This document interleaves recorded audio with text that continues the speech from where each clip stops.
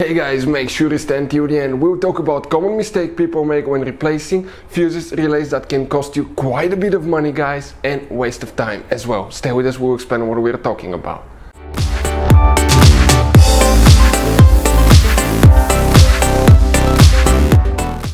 Hey guys, welcome back to Auto Repair guys. Thank you guys for watching and subscribing to the channel. Today will be super helpful video to any of you having a BMW guys 5 Series Generation E60 E61 that you see right here. This guy specifically is the 5 Series BMW from year 2003 to year 2010. If you guys need to find where the CCC fuse is located, guys, you have multiple fuses in 2 different fuse boxes. Stay with us, we'll explain where you can find it, where you can buy cheap fuses, parts to use at a good price, quick shipping. That way you do not waste your money. And why it's important to test fuses and relays. All that, guys, will be covered absolutely free for your convenience. Make sure to stay until the end. So before we start, let me tell you a little bit about us, guys.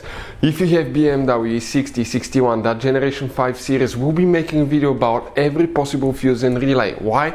To save you time and money. Let's say you're in the middle of nowhere, your fuel pump fuse blows out. What do you need to do? Okay, it takes forever to find where it's located. It's so complicated, you may have even multiple fuses, and all you have to do, come to our channel, search for it, and you'll be able to find that video, watch it, and in less than 2 minutes you replace the fuses, you're back on the road. Something else, guys, every single car we get here at the garage, we try to make, guys, at least 200 to 300 free repair videos. We take them completely apart, we show you guys how to fix pretty much anything, engines, transmissions. Why we do that? Because our mission to shop is to save you money, guys.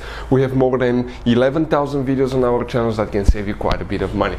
Now if you guys need to buy parts to use for your BMW or any car, we'll share the link in the description of the video below where you can get them from at a really good price, quick shipping. That way you do not waste your money.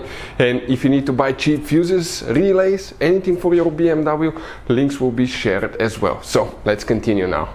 So the CCC fuse, guys, okay, this is practically for the screen on the dash, guys, okay, for the navigation, which fuses you need to check. You guys have, by the way, up to 3 different fuse boxes in this car. Today we're working 2 of them. The first one, you need to open your glove box. Once you open the glove box, if you come right here, that rectangular piece, it's on the very back side of the glove box. It attaches with 2 turning knobs, one on the left, one on the right side. Turn them 90 degrees, remove that black cover, and you'll get to a main fuse box behind the glove box. That looks like this one. Before we guys continue, let's explain why it's important to test fuses and relays.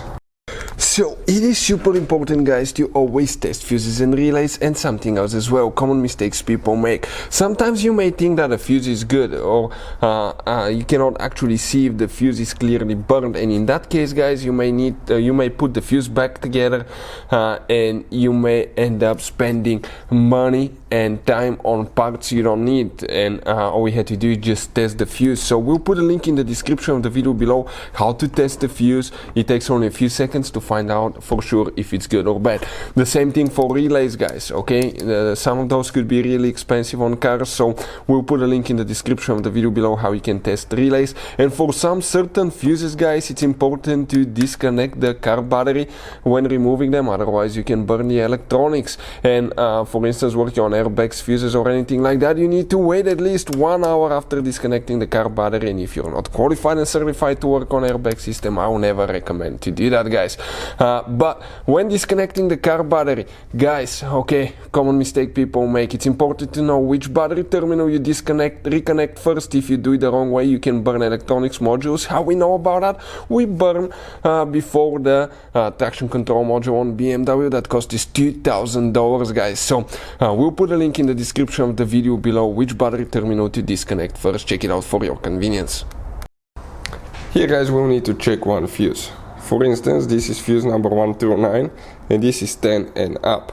On that second row of fuses, under every even number of fuse, you have a number. For instance, 10, 12, 14, 16.